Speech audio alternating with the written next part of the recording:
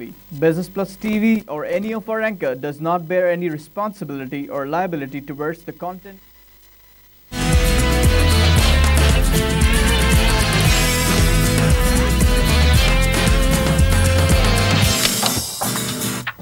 नाजरीन welcome to business today. मैं हूं अली नासिर। जिन मौज़ूआत के ऊपर नाजरीन रोज़ाना की बुनियाद पर गुफ्तगू होती है बिज़नेस, इकनॉमिक्स, फाइनेंस और इसके साथ बैनुल-अक़वामी और मुकामी मंडियों के ऊपर गुफ्तगू करते हैं, कुछ अहम ख़बरों के ऊपर रोशनी डालते हैं और इसके साथ साथ सोशो इकनॉमिक और ऐसे पॉलिटिको इकनॉमिक सब्जेक्ट्स जो हैं जो हम पहले प्रोग्रामों में डिस्कस नहीं करते रहे, उन पर भी हम बात करते हैं। सबसे पहले आज तारुफ़ करा दूँ, हमारे साथ मेज़बान व मेहमान के किरदार में होंगे जनाब Shujat Mubarak PhD। Thank you very much. Well, doctor Shujat Mubarak इसलिए नहीं कहता मैं क्योंकि लोग फिर अपनी बीमारियों का इलाज पूछना शुरू कर देंगे आपसे एहतियातन। और शोबा इनका मईशत ही है और इनको ये इस शोबे में काफ़ी हद तक महारत हर एरिया के अंदर है वैसे, जिसमें सोशियोलॉजी के भी इश्यूज़ हैं और तमाम सोशल इश्यूज़ हैं और पॉलिटिकल इकनॉमिक इश्यूज़ भी। मेरा ऐसा ख्याल है कि आप बहुत सारी चीज़ों के अंदर जो है महारत रखते हैं अपने शोबे से हट के भी। अच्छा, यहाँ पर PSX के मुतालिक पहले हम बात कर लें, स्टॉक एक्सचेंज, ताकि इसके मुतालिक बात करके कुछ अफसोसनाक खबरें उन पर भी तजिया करना है। PSX breaks losing run ends in green, यानी पाकिस्तान की तारीख़ का सबसे बड़ा दहशत गर्दी के वाक़यात में से एक वाक़या पेश आता है और स्टॉक एक्सचेंज में हम तेज़ी देखते हैं। 85.96 पॉइंट्स का हमने इजाफा देखा।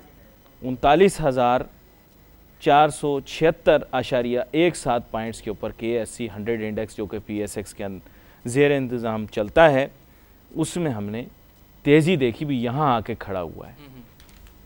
डॉक्टर शुजात मुबारक साहब, काश कोई मुझे समझाता, मेरी समझ में कुछ नहीं आता।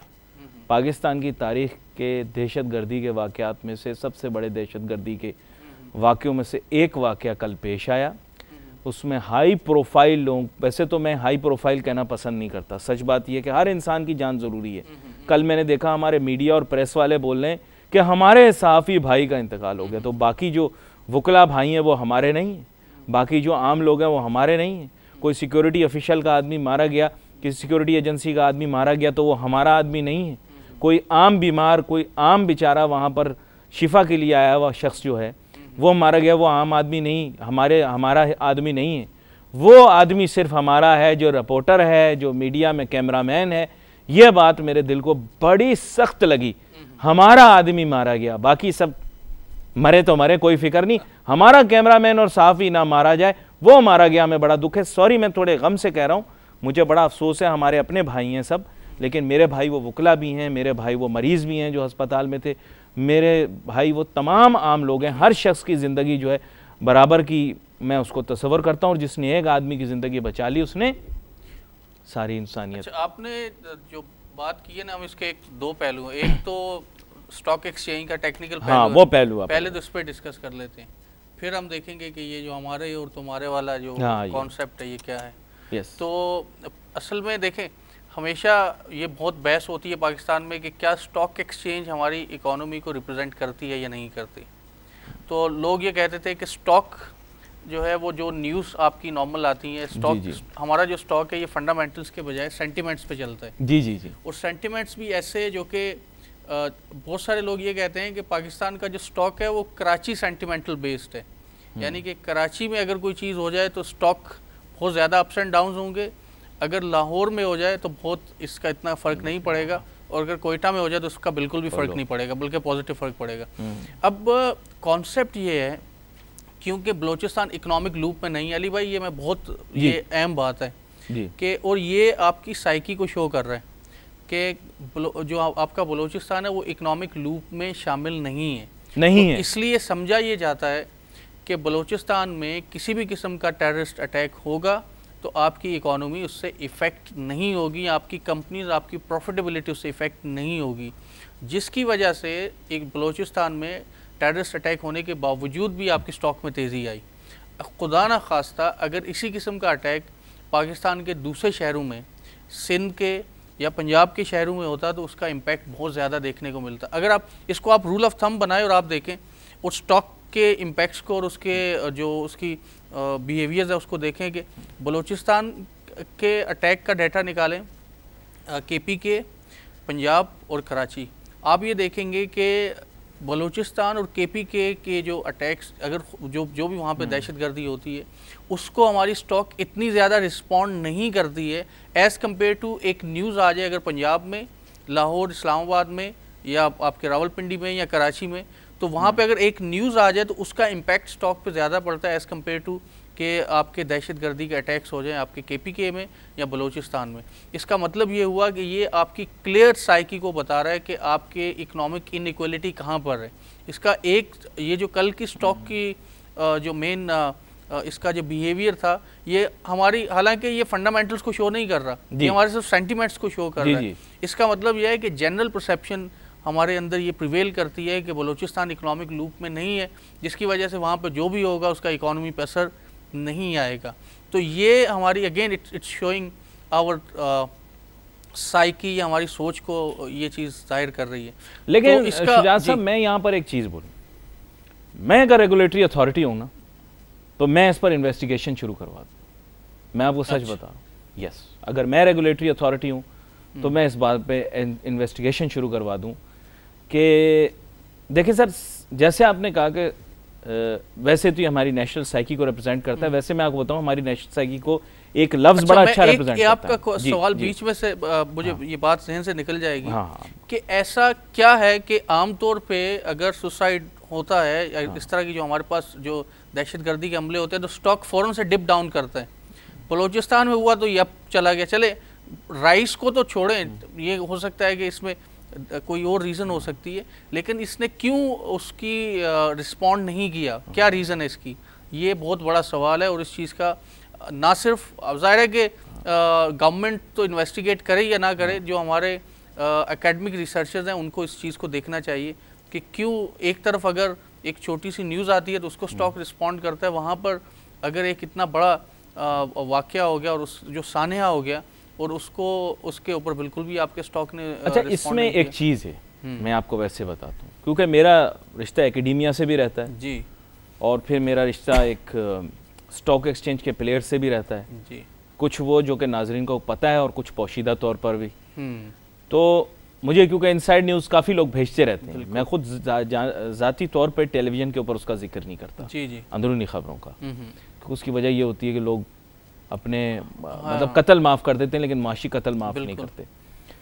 तो मेन इशू ये है कि मेरे ख्याल से एकेडमिया के लोग जो रिसर्च करते हैं हमारी स्टॉक मार्केट के ऊपर, वो रियलिस्टिक इसलिए नहीं होती क्योंकि वो खुद प्रैक्टिकली उसमें उसके जो डे टू डे फंक्शंस हैं उनके वो एस्पेक्ट्स नहीं इन्वेस्टिगेट करते जिनका ताल्लुक किसी नंबर से नहीं है, जो क्वान्टिफाई नहीं किए जा सकते। जो एक दफ़ा मेरी आपकी गुफ्तगू हो रही थी कि उसमें कुछ ऐसे फैक्टर्स हैं जिनके ताल्लुक जो है वो कम्प्लीटली क्वालिटेटिव हैं बिल्कुल, और उसका ताल्लुक जैसे आपने साइकी लफ्ज इस्तेमाल किया, लोगों की साइकी से, साइकोलॉजी से है, बल्कि साइकाइट्रिक प्रॉब्लम्स हैं लोगों को। सॉरी ये गलत हो गया, साइकोलॉजिकल प्रॉब्लम्स है। मतलब देखें ना, ये लफ्ज इस्तेमाल करते हैं नफ्सियाती हद। अब देखें Urdu and English both are very funny languages. बिल्कुल। अब उर्दू में जब आप नफ्सियाती हद कहते हैं, जो नफ्सियाती हद पैदा कर जो नफ्सियाती हद पार कर जाता है, हमारे यहाँ उसे हैदराबाद के अस्पताल में जमा करवा दिया जाता है। ठीक है। अब हम उसे कहते हैं साइकोलॉजिकल बैरियर। साइकोलॉजिकल नहीं, नफ्सियाती के माने साइकाइट्रिक। ठीक है। हम लोग क्या देखें, मैं आपको सच बताऊं, हमारी उर्दू जुबान जो है वो इतनी अब वसत उसमें नहीं रही। उसकी वजह हम और आप में कि हमने इंग्लिश को मिक्स कर दिया, जरा रगड़ा लगा के। अच्छा, तो ये जो आप मैं नफ्सियाती हद की बात कर रहे हैं ना, और जो साइकी की बात कर रहे हैं, और एकेडमिया की, ये देखें एकेडमिया क्या करता है, एकेडमिया हमेशा ग्लैमराइज और वेस्टर्न टॉपिक को उठा के उसको पाकिस्तानी कॉन्टेक्स्ट में उसकी रिसर्च करेगा। फार्मा एंड फ्रेंच मॉडल उठा लिया जी पाकिस्तान, उसकी क्या एप्लीकेबिलिटी है, कैपएम मॉडल और फलाना ये वो। और भाई ये तो आप देखो कि इन मॉडल की उस आप ये देख रहे हैं कि पाकिस्तान में उसके मुताबिक क्या असर पड़ेगा, उसकी वोलेटिलिटी क्या होगी। और आप ये तो देखें कि पाकिस्तान की मार्केट के सेंटिमेंट्स क्या हैं, क्या ये जो आप फार्मा फ्रेंच और ये कैपएम और ये जितने भी आपके रिस्क मॉडल्स हैं, खैर कैपएम तो एक बेसिक मॉडल है, तो इनकी किस हद तक आपकी मार्केट इसको रिस्पॉन्ड कर दी है, किस हद तक इससे कनेक्ट है। हमारी मार्केट में फंडामेंटल से ज़्यादा सेंटिमेंटल जो एस्पेक्ट्स हैं उस पर रिसर्च होनी चाहिए। और मैं ये बिल्कुल दावे से कहता हूँ कि हमारी मार्केट में बिजनेस के रिसर्चर्स के साथ साथ आपके जो साइकोलॉजिकल और सोशियोलॉजिकल लोग हैं उनको भी आगे रिसर्च करनी चाहिए, क्योंकि ये एग्जैक्टली हमारे सोसाइटल बिहेवियर को शो कर रही होती है। अच्छा, मैं आपको 4-5 टॉपिक बताऊं, मैंने उनके बारे में पढ़ा है। हमारे एकेडमिक्स जो है उन्होंने बहुत रिसर्च की। एक रमज़ान इफेक्ट, उसके बारे में बहुत इन लोगों ने पढ़ा है ना। बोले रमज़ान, और कंक्लूजन क्या निकलती है, Ramzan has no effect on your stock exchange and therefore. अब मैंने उसमें जितने वेरिएबल पढ़े, रमजान के अंदर एक वेरिएबल वॉल्यूम का है जिसको किसी रिसर्चर ने खातिर में नहीं लाया। रमजान में कारोबारी हजम कम हो जाता है, मतलब कुछ सालों में होता है, कभी नहीं भी होता, लेकिन उसकी सैंपलिंग ठीक नहीं हुई, बहुत बड़े बड़े एरर्स हैं। हमारे पीएचडी, मैं बोलना नहीं चाह रहा था, हमारे कुछ ऐसे लोग हैं जिनकी पीएचडी थीसिस के अंदर ये चीज है और वो क्लियरली प्रोपाउंड कर देते हैं Ramzan has no effect on stock exchange, क्योंकि उन्होंने उन वेरिएबल्स को खातिर में ही नहीं लाए जो वेरिएबल। और रमजान के 3 अशरे हैं, वो भी उसको भी खातिर में नहीं लाए कि रमजान के 3 अशरे हैं। अच्छा, दूसरी हमारी रिसर्च होती है मल्टी वेरिएबल, दुनिया जहां के सारे वेरिएबल उठा के स्टॉक एक्सचेंज से कनेक्ट करके करती है। ये तो आपने हमारी जो तहकीक है उसका एक बुनियादी फ्लॉ ये आपने बिल्कुल आइडेंटिफाई किया। मैंने अभी तक जितने भी अपने जो स्टूडेंट्स हैं या जिनके जो रिसर्चेस देखी हैं, उसमें यही है कि दुनिया जान के सारे वेरिएबल उठाए और स्टॉक और ये और वो और फलाना किसका इतना इम्पैक्ट है और ये, और इसकी प्रैक्टिकल जो आपकी रियलिटी है उससे कोई लिंक नहीं होता कि ये क्या, इस इम्पैक्ट को आप किस तरह ट्रांसलेट करके पॉलिसी गाइडलाइंस क्या बनेगी, एक कंपनी को आप किस तरह से करेंगे, उसका उससे दूर दूर तक कोई वास्ता नहीं है। तो ये तो बिल्कुल सही बात है कि हमारा जो तहकीक का एस्पेक्ट है एजुकेशन में, वो बिजनेस के वो बिल्कुल फेल हो गया, क्योंकि ये स्टॉक वाले भी रिसर्च करते हैं। जाहिर है स्टॉक रिसर्च मेरे ख्याल में जो सबसे ज्यादा रिसर्च है वो स्टॉक पे होती है और सबसे ज्यादा जो प्रैक्टिकल रिसर्च है वो वहीं पे होती है। लेकिन अनफॉर्चुनेटली जो कि रिसर्च जिस तरह से होनी चाहिए, अब एक तो स्टॉक में जो लोग बैठे हुए हैं रिसर्च करने वाले, वो एक पर्टिकुलर उनकी एक माइंडसेट है, वो रिसर्च से ज़्यादा जो है ना वो खबरों की रिसर्च कर रहे होते हैं कि आज फलां क्या कहेगा, फलां क्या कहेगा, और उसी को वो मार्केट में लेके आते हैं। तो पढ़े लिखे और जो अच्छे टेक्निकल जो रिसर्चर्स हैं वो मार्केट में कम है, जिसकी वजह से मार्केट ज़्यादा रिलाई कर रही होती है आपके सेंटिमेंट्स पे रिलाई करती है। और बहुत सारी चीज़ें इनका आपस में रब्त भी है, ऐसी बात नहीं, इनका आपस में रब्त भी है, लेकिन उसके बारे में तहकीक की बड़ी ज़रूरत है।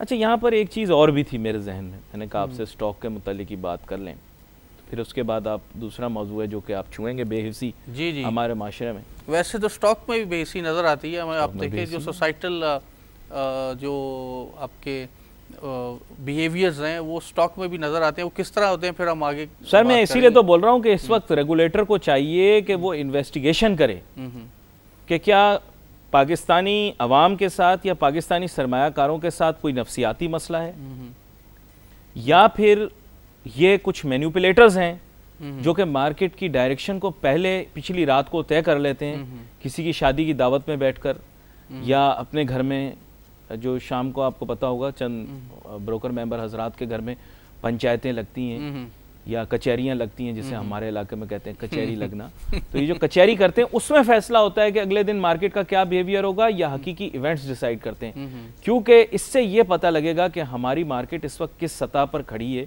क्योंकि ये एमर्जिंग और ये पता नहीं क्या फ्रंटियर मार्केट और ये सब ये रिटर्न्स के ऊपर बेस्ड हैं जी। जो साइंटिफिक पैरामीटर्स हैं, जो फाइनेंस के पैरामीटर्स हैं, वो मार्केट मैच्योरिटी को जज कर रहे होते हैं कि इंफॉर्मेशन से कितनी रिसेप्टिव है, क्योंकि ये तो सारा गेम ही आपका जो अपना मार्केट हाइपोथेसिस है, एफिशिएंट मार्केट हाइपोथेसिस या एफिशिएंट मार्केट थ्योरी कुछ लोग उसे मानते हैं, उसका तो दारोमदार इस चीज पर है कि मार्केट की रिएक्टिव होने का कितना ज्यादा उसके अंदर रुझान है, कितनी सेंसिटिव है कि खबरों के आने से वो कितनी जल्दी रिएक्ट करती है। जी जी। तो हमारे लिए तो ये बड़ा अफसोसनाक वाकया, और सीपेक के ऊपर आपको पता है हमारे मुल्क के अंदर इतना नाच गाना और इतना शोर मचा है, लोगों ने अपनी चप्पलें तोड़ दी नाच नाच के सीपेक के ऊपर। तो सीपेक का प्रोजेक्ट तो बाकायदा बलूचिस्तान के अंदर से गुजरता है। अब क्यों, अब सीपेक डेफिनेटली इससे इम्पैक्ट होगा, लेकिन इसके बावजूद भी आपकी स्टॉक ने उसको नहीं लिया, इम्पैक्ट नहीं लिया। अब ये क्यों जो है ये मांगती है रिसर्च, ये मांगती है कि एकेडमिया आगे देखे और लोग इस पे आगे, इन्वेस्टिगेशन की मैं बात नहीं कर रहा, वो तो जो करते हैं वो करते रहेंगे। एक बहुत ही बड़ी जो कि एकेडमिया की तरफ से एक सीरियस रिसर्च होनी चाहिए तो इसीलिए जैसे मैंने पहले भी हम शो से पहले डिस्कस कर रहे थे कि हम कोशिश ये करेंगे कि लोगों को ये भी बता दिया करें कि कौन सी ऐसे जगह हैं, कौन सा ऐसा एरियाज़ हैं जहाँ पे जो हमारे तालिब इल्म, हमारे बिजनेसमैन, जो हमारे बिज़नेस के जो स्टूडेंट्स हैं वो उस पर रिसर्च कर सकते हैं। तो उसमें ये एक बड़ा अच्छा समझ लीजिए कि बहुत ही ग्रे एरिया जो कि रिसर्च की जिसमें ज़रूरत है लोगों को। अच्छा शुजात साहब, यहाँ पर एक और मसला भी है जी। वो मसला ये है कि कल मैंने ये देखा सोशल मीडिया पर भी,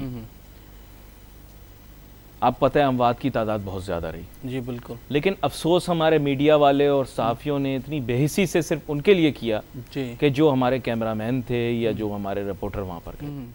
मैं ये पूछता हूँ, क्या हर शख्स अपनी 1.5 ईंट की मस्जिद बनाकर सिर्फ अपने मकतबा फ़िक्र, अपने पेशे से ताल्लुक़ रखने वाले लोगों के लिए अफसोस करता रहेगा? क्या बाकी लोगों की अमवात नहीं हुई कल? क्या वो अफसोसनाक बात नहीं है? क्या हम पूरा दिन इसी के ऊपर अफसोस करते रहेंगे, आंसू बहाते रहेंगे कि जी हमारे रिपोर्टर और हमारे कैमरामैन, तो क्या वकला हमारे भाई नहीं हैं? क्या माशरे के और लोग जो हैं वो हमारे जानने वाले नहीं हैं? क्या हमसे उनका कोई रब्त नहीं है? हम इतने बेहिस हो गए हैं बतौर मीडिया कि हम पूरा दिन, हमारे पास मौजू ये था कि जी हमारे बंदे नहीं, इसमें एक थोड़ा सा देखिए, थोड़ा सा अली भाई इस तरह से होता है कि एक नेचुरल जिस चीज़ से, जिस शख्स से एफिलिएशन होती हैं उसका आप ज़्यादा, ज़ाहिर है कि इंसान दुनिया में कहीं पे भी मरेगा, दूसरे इंसान को अगर वो इंसान है तो उसको दर्द तो महसूस होगा। हाँ, अब लेकिन अगर 2 इंसान मरे और एक आपका खुदा न खास्ता आपके अपना करीबी होगा तो ज़्यादा ज़ाहिर है कि आपको उसका ज़्यादा फील होगा, ज़्यादा महसूस होगा। तो इसमें एक कोई मेरे ख्याल में जो ये मीडिया की अगर पॉजिटिव एस्पेक्ट से देखा जाए तो ये अपनाइयत है, ये कि ओनरशिप है अपने उन कैमरामैन या आप रिपोर्टर्स के लिए कि वो उनके लिए इतना, उनको ज़ाहिर है कि दर्द तो मीडिया तो आपको पता है कि सबकी जो जहाँ पे भी वो होते हैं इस तरह के सुसाइड बॉम्बिंग अटैक्स जो भी व्हाटएवर, उसको बहुत ही शो कर रहा हो वहाँ, उसको लोगों के सामने दिखाता है। क्योंकि इसमें कुछ लोग अपने शामिल थे तो उनका ज़्यादा दर्द होता है, तो वो फिर मीडिया ने उस पर उसको लेकिन उसी को एक्सक्लूसिवली उसको फोकस नहीं करना चाहिए था। एक बैलेंस, जिसको बैलेंस रिपोर्टिंग हम कहते हैं, उसको एक बैलेंस लेके दूसरे लोगों को लेके चलना चाहिए। अभी तो मुझे एक ब्रेक की जानिब जाना है शुजात साहब, लेकिन इसकी वजह से ये जो हरकतें हैं हमारे मीडिया की, इसकी वजह से लोगों के दिलों में मीडिया के लिए एक अजीब से तासुरात, नफ़रत का लफ्ज़ मैं इस्तेमाल नहीं कर रहा, लेकिन अजीब से तासुरात पैदा हो जाते हैं। मैं तमाम मीडिया पर्सन से कहता हूँ कि ज़िम्मेदारी के साथ अपने पेशे से ताल्लुक़ रखने वाले लोग भी और दूसरे आम पाकिस्तानियों के लिए भी बराबर का दर्द रखें। बिल्कुल शुजात साहब ने सही कहा कि अपनाइयत तो होती है, लेकिन बैलेंस रिपोर्टिंग बहुत ज़रूरी है, क्योंकि माशरा फिर आपकी तरफ बड़ी मनफी निगाह से देखेगा। अपने अमाल को अभी दुरुस्त कर लें, नहीं तो फिर आपके व्यूअर्स जो हैं वो उनको खुद ब खुद ठीक कर देंगे। Let's take a short break.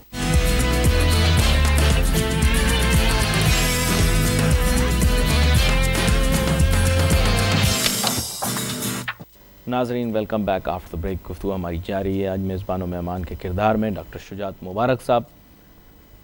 Doctor Shujaat साहब, कल का बड़ा ही अफसोसनाक वाक़या रहा, मेरे ख्याल उसके ऊपर हमने काफ़ी रोशनी डाल ली। लोगों के जहन के अंदर जो है ना बहुत सारे शक व शुबहात पैदा हुए हैं। एज अ नेचुरल रिएक्शन लोगों के जहन में अब ये सवाल पैदा हो गया है कि जब भी कोई मतलब ये कि तहरीक शुरू होने वाली होती है सियासी तौर पर हुकूमत के ख़िलाफ़, तो इस तरह का दहशतगर्दी का वाक़या पेश आ जाता है। हाँ, ये कॉन्स्पिरेसी थ्योरीज़ हैं।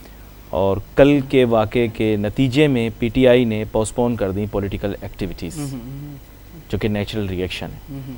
देखें, कंस्पिरेसी थ्योरी आप कह लें उसे या जो भी कह लें, लोगों के जहनों में फिर बहुत सारे सवालात उभरते हैं। खैर, ये बराह रास्त हमारा मौजू नहीं है, क्योंकि ज़्यादातर हम पॉलिटिको इकोनॉमिक इशूज़ पर बात करते हैं।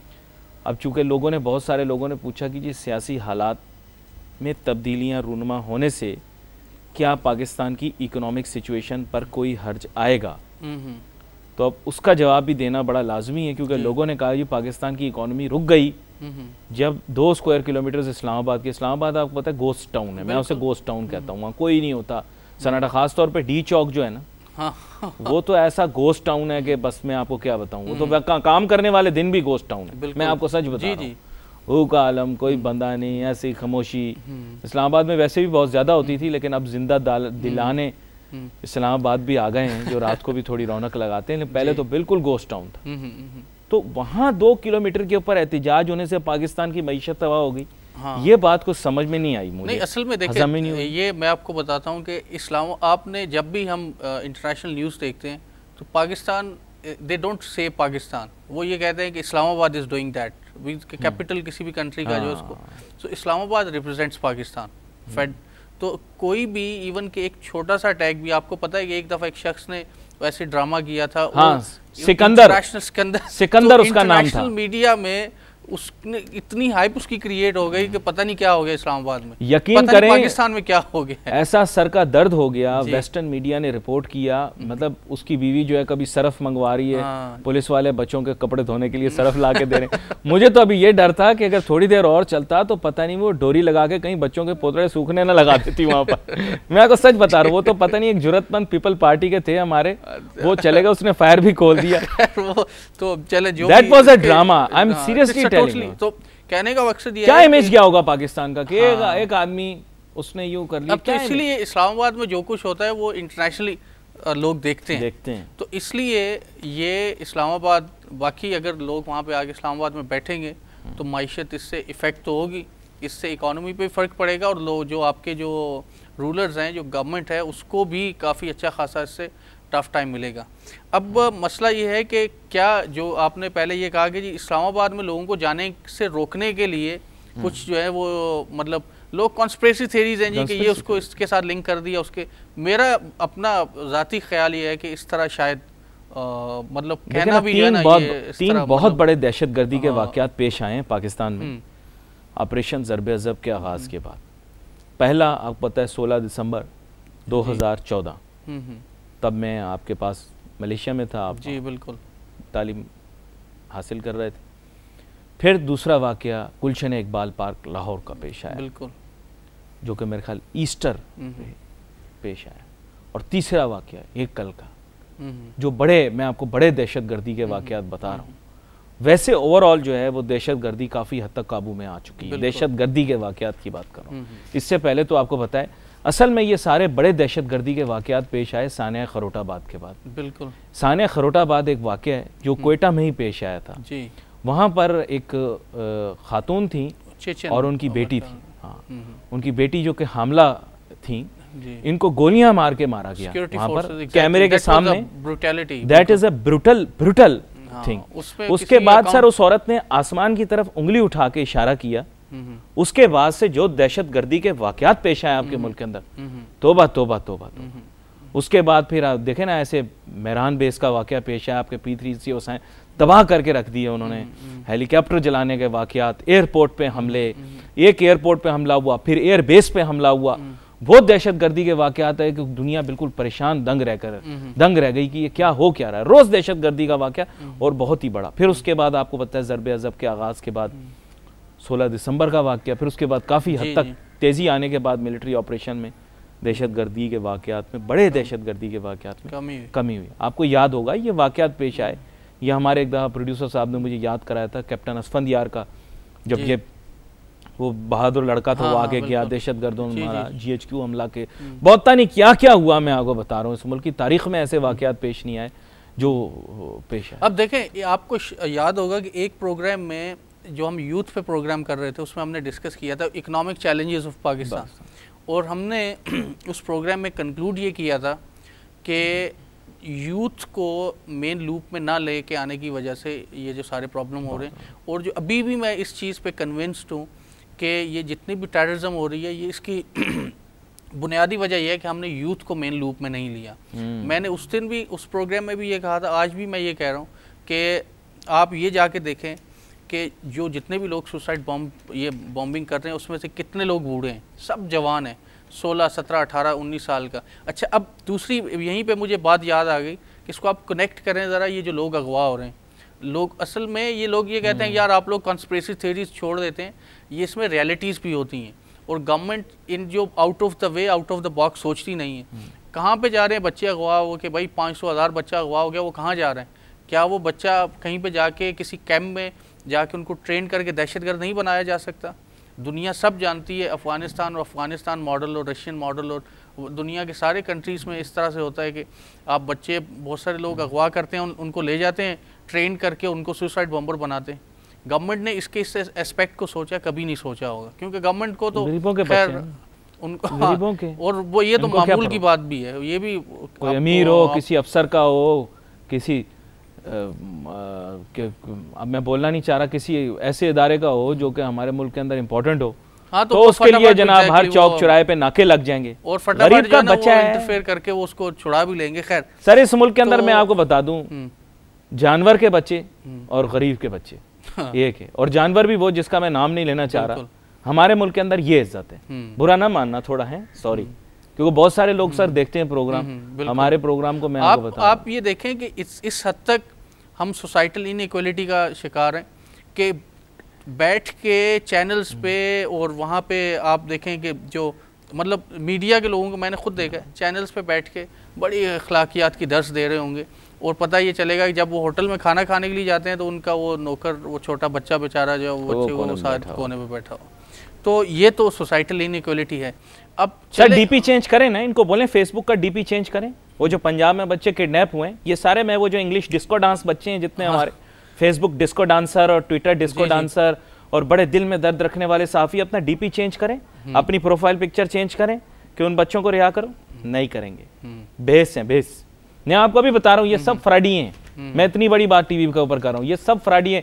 सोशल मीडिया एक्टिविस्ट जो बैठे हुए ना हमारे, सब फ्रॉडी है, सब फ्रॉडी है। फ्रांस का झंडा लगा रहे हैं तो टर्की का झंडा लगा रहे हैं तो फलां का झंडा लगा रहे हैं। जरा बेटा जुर्रत है तो जरा पंजाब के जो बच्चे जो अभी अगवा हुए हैं, डीपी लगा दो, free the children from Punjab. नहीं, बोको हराम के लिए इनको, बोको हराम के लिए इनकी नींदें हराम हो रही हैं। बोको हराम वाले जो बच्चियां ले गए, मैं तो दुआ करता हूँ वो बच्चियां भी वापस रिहा हो जाएं। उनमें से एक बच्ची मिली है, वो भी दहशतगर्दी में वो कर रहे थे, दहशतगर्द में शादियां कर ली थी उनके साथ। मसला ये है अली भाई कि मेरे ख्याल में हमारे पास टाइम कम है। हमारा मसला ये है कि हम एक भेड़िया चाल का शिकार हैं। जो भी चीज़ लाइमलाइट में होती है, मुझे ये नहीं पता कि मैंने पेरिस अटैक पे या फ्रांस में जो अटैक्स हुए या किसी डीपी चेंज कर दी, बस देखा यार सब चेंज कर रहे हैं, चल भाई चेंज कर, और बस इससे क्या होगा कि मैं अपने आप को बड़ा लिबरल और सेकुलर और इंग्लिश बच्चा बन असल में हम ये अपने आप को बताना चाहते हैं कि हमें ये इन्फीरियरिटी कॉम्प्लेक्स है कि हम बड़े लिबरल हैं, बड़े जनाब सेकुलर हैं। वही लिबरल और सेकुलर को हमने मिस इंटरप्रेट किया। लिबरल और सेकुलर का ये मतलब नहीं कि आप अपने फ्रांस में अगर अटैक होगा आप करें, आप वो भी करें, लेकिन यहाँ पे भी जो हो रहा है उसको भी आप कर लें। ये आप इसको भी तो नहीं करेंगे सर, कभी भी नहीं करेंगे। डॉक्टर शुजात, मैं आपको भी बता रहा हूँ, ये बनावटी हैं, सब बनावटी हैं। ये बड़े नाराज होते हैं, आप तो फिर मध्यम हो गए क्योंकि आपने देखा माशरे में रिएक्शन आता है। आप एक एकेडमिक हैं, आप भी मेरी तरह की बातें करते हैं तो लोगों का रिएक्शन आता है। मैं तो बड़ी खुल के बात करता हूँ। ये इज्तिमाई बेहिस्सी है इस कौम की, बिल्कुल, कि आज जो है इस तरह के वाकयात पेश आ रहे हैं। आपको मैं एक बात बताऊं जी डॉक्टर साहब, मैं ये बात करना चाह रहा था 2 दिन से, इसका सियासत से कोई ताल्लुक। दुनिया के शर्मनाक वाकयात में से एक शर्मनाक वाकया पेश आया। 7 लोगों की टीम, 25 करोड़ की आबादी, पहाड़, दरिया, समुंदर, डिस्को, समुंदर, पता नहीं दूध बनाने वाला, चौथा मुल्क, 5वां मुल्क, आटा बनाने वाला, 7 खिलाड़ी। 2 उनमें से मेडल के लिए क्वालिफाई नहीं कर सकते जी, बाकी बच गए 5। अब उन 5 में से भी पता नहीं कितने बचते हैं जिनको कोई मेडल मिलता है। मैं कहता हूं इतनी बड़ी शर्मनाक चीज होती है और इस मुल्क के अंदर शऊर ही नहीं, किसी को पता ही नहीं कि ये हो क्या रहा है, ओलंपिक्स क्या होती है। मैं कहता हूं आजकल की दुनिया में आप हथियारों से नहीं जंग जीतोगे भाई, स्पोर्ट्स, आर्ट और कल्चर से जीतोगे। 2 अल्फाज इसके मुतालिक सर के ओलंपिक टीम गई 7 जने लेकर, 7 जने, और कौम के अंदर किसी को, मैं यकीन करें अपने आप को आईने में मुंह नहीं दिखा सकता अपना। एक तो मेरा अपना वैसे मुंह ठीक नहीं है, लेकिन वैसे बता रहा हूं कि आईने में खुद को फेस नहीं कर सकता कि 7 लोग भेजे इन्होंने, पहाड़, समुंदर, दरिया, दुनिया की हर चीज पाकिस्तान में। सारी दुनिया खराब, पाकिस्तानी सब ठीक, सारी दुनिया हमारी दुश्मन, सब गंदे, सारी दुनिया गंदी, और हम 7 खिलाड़ी लेकर गए, 7। क्रिकेट का मैच भी हार गए, उसके ऊपर तो मैं बाद में आऊंगा, उस पर मुझे बड़ा गुस्सा आता है। लेकिन 7 खिलाड़ियों के साथ ओलंपिक में क्या इमेज दोगे? अली भाई देखिए, आपका गुस्सा बजाय, लेकिन ये गुस्सा हम कहाँ पे निकालें? बस सोशल मीडिया पे जाएं और स्टेटस लगा दें। हम ये करते हैं कि हम जो हमारी कौम है वो जो प्रैक्टिकल, उससे हट के हम सोशल मीडिया के लोग बन गए। अगर आपने सोशल मीडिया पे मैच करवाए, देखिए हम कैसे जीतते हैं। आप फेसबुक पे करवा के तो देखिए, मुशर्रफ भी बेचारा फेसबुक के चक्कर में आ गया। तो सिंपली सीधी बात ये है कि ये फेसबुक अगेन हमारे जो माशरा उसके रवैयों को शो कर रहा है कि हम बैठ के बस उंगलियां टाइप करके बड़े बड़े नारे और दावे कर सकते हैं, मैदान में आके प्रैक्टिकली कुछ भी नहीं है। डॉक्टर साहब आप अभी इस चीज़ को रियलाइज़ करें कि व्हाट ए शेम, पाकिस्तान का क्या है। मैं लोग बोलते हैं ना, मैं हसन निसार की तरह की बातें करता हूँ, मैं कहता हूँ कि अगर इस कौम में अभी भी गैरत नहीं आई, अभी भी इनको समझ में नहीं आई कि मैं बात क्या कर रहा हूँ, और अभी भी ये टकरे मारना चाहते हैं दीवार से कि हम लोग सब ठीक कर रहे हैं, सबसे बड़े दुश्मन इस मुल्क के वो लोग हैं जो कहते हैं कि सब कुछ ठीक है, जो अपनी औलाद को देखकर फौरन अपनी औलाद के फेल होने पर, क्लास में फेल होने पर डिस्को डांस शुरू कर दे कि तुम जीतो या हारो हमें तुमसे प्यार है। इसका मतलब है कि औलाद सौतेली है या उनकी अपनी नहीं है, पड़ोसियों की है, ये किसी और की औलाद है। नहीं, मैं सच बोल रहा हूँ यार, मैं मतलब नेगेटिव बात नहीं लीजिएगा मेरे। आपका ले पालक होगा या आपका किसी पालतू होगा या किसी से आपने लिया हुआ होगा, तो आपको बच्चे के फेल होने पर आप डिस्को डांस करोगे कि जी तुम जीतो या हारो हमें तुमसे प्यार है। ऐसा कभी भी कोई भी नहीं करेगा। कोई वालिदैन इस तरह के नहीं होंगे जो शिकस्त पे औलाद की खुश होंगे, इनकरेज करेंगे कि अगली दफा बेटा अच्छा करना, लेकिन कभी ये नहीं कहेंगे बेटा तुम ठीक जा रहे हो। हमारे मुल्क के अंदर जो लोग ये कहते हैं कि मुल्क सही चल रहा है, वो इस मुल्क के दुश्मन है। इस मुल्क के साथ सबसे बड़े गद्दार वो लोग हैं। मैं आज टेलीविजन के ऊपर बरमला ये बात कहता हूँ, सर इससे बड़ा शर्म का मुकाम पाकिस्तान की तारीख में नहीं है कि हम जो हॉकी में गोल्ड मेडल लाते रहे हैं, हम जो कभी कभी बॉक्सिंग में भी गोल्ड मेडल ले लेते थे, 7 खिलाड़ी उसमें से 3 भी मांगे हुए, वो बांडे जो है और पता नहीं कौन कौन ये मांगे हुए, 3 खिलाड़ी मांगे हुए बाहर के खिलाड़ी, 4 अपने पैदा कर सके। पूरा पाकिस्तान 25 करोड़ आबादी, समुंदर दरिया पहाड़ कोयले की कान सोने की। सिर्फ एक बात आपकी कि क्यों ऐसा नहीं हो रहा, आपने आशिक हुसैन का नाम सुना है? आशिक हुसैन, हाँ, वो जो बच्चा बेचारा जा नहीं सका था बाहर। नहीं, आशिक एक साइकिलिस्ट था पाकिस्तान हाँ, का, जो मोटरसाइकिल वो जो रिक्शा चला रहा है, ये बंदा जो है ये सारे की सारी चीज को, रीजन को, इसको एक्सप्लेन कर रहा है, ठीक है, कि आपके एथलीट के साथ उनका फ्यूचर ये है, आपके आर्टिस्ट का फ्यूचर ये है। तो फिर लोग ऑटोमेटिकली क्या करेंगे कि वो कहेंगे यार इसको छोड़ो और खुदा के लिए जो पेट की जो दोज़ख है इसको बढ़ने के लिए कुछ काम करना शुरू करो। शुजात साहब, सिर्फ एक सवाल है, आप एक रीजन है इसकी, जो कि मैं आपको बता दूं क्योंकि इतनी वो लंबी चौड़ी इसमें जो बहस होगी, गवर्नमेंटल पैट्रोनाइज नहीं है। गवर्नमेंटल पैट्रोनाइज नहीं होगी तो जो भी बंदा होगा, आपका इंस्टीट्यूशन कोई भी डेवलप नहीं हो सकता। इवन के स्पोर्ट्स में भी गवर्नमेंट की पैट्रोनाइज चाहिए। आप ऑस्ट्रेलिया देखें, ऑस्ट्रेलिया ने प्रॉपर्ली इंस्टीट्यूशंस बनाए हुए हैं स्विमिंग की टीम के लिए, क्रिकेट के लिए, हर एक के लिए, सर गवर्नमेंट उसको प्रॉपर्ली पैट्रोनाइज कर सर यहाँ बनाए हुए हैं, सब उसमें खा रहा है। एक सवाल जी मैं आज आपसे पूछूं पुर्तगाल का सदर कौन है, आप जवाब नहीं दे पाएंगे, मे भी आप दे दें अवाम। स्पोर्ट्समैन आपको याद रहेगा। मैं एक बात कर रहा हूं, बिल्कुल बिल्कुल, अगर मैं आज कहूं कि क्या मोहम्मद अली किले को, मोहम्मद अली किले, जी बिल्कुल, उनको क्या इज्जत मुल्क ममालिक के हुक्मरानों से ज्यादा नहीं मिली जब उनका जनाजा उठाया, तो लोग बताएं। ये दिलों पे हुक्मरानी करते देखें, ये स्पोर्ट है, स्पोर्ट से इज्जत है। ये जो लोग अभी टकरे मार रहे होंगे दीवारों से, कैसी बातें कर रहे हैं, मुझे बताओ क्या मोहम्मद अली किले का जनाजा लाइव टेलीविजन के ऊपर टेलीकास्ट नहीं हुआ? क्या 4 दिन के लिए, 4 दिन तक पूरी जो रसूमात उनकी अदा हुई हैं, बिल्कुल, उनकी जो फ्यूनरल के ऊपर जो मतलब ये कि लोगों ने स्पीचेस की हैं, क्या वो लाइव टेलीकास्ट नहीं हुई? ये इज्जत है। आप पता है आपके मुल्क के अंदर सिर्फ लोग 2 लोगों को जानते हैं। ये सब लोग कहते हैं ना फलां को जानते हैं, फलां को जानते हैं, बुरा ना मानिएगा, सियासी बात नहीं कर रहा, बिल्कुल जी बिल्कुल। एक पूरी दुनिया के अंदर लोग जानते हैं उस्ताद नुसरत फतेह अली खान, म्यूजिक की वजह से। पूरी दुनिया की बात कर रहा हूँ भाई, पाकिस्तान की बात नहीं कर रहा सिर्फ, के पाकिस्तान में लोग जानते हैं, अपने घर के अंदर मुझे भी सब लोग जानते हैं या नहीं भी जानते जी।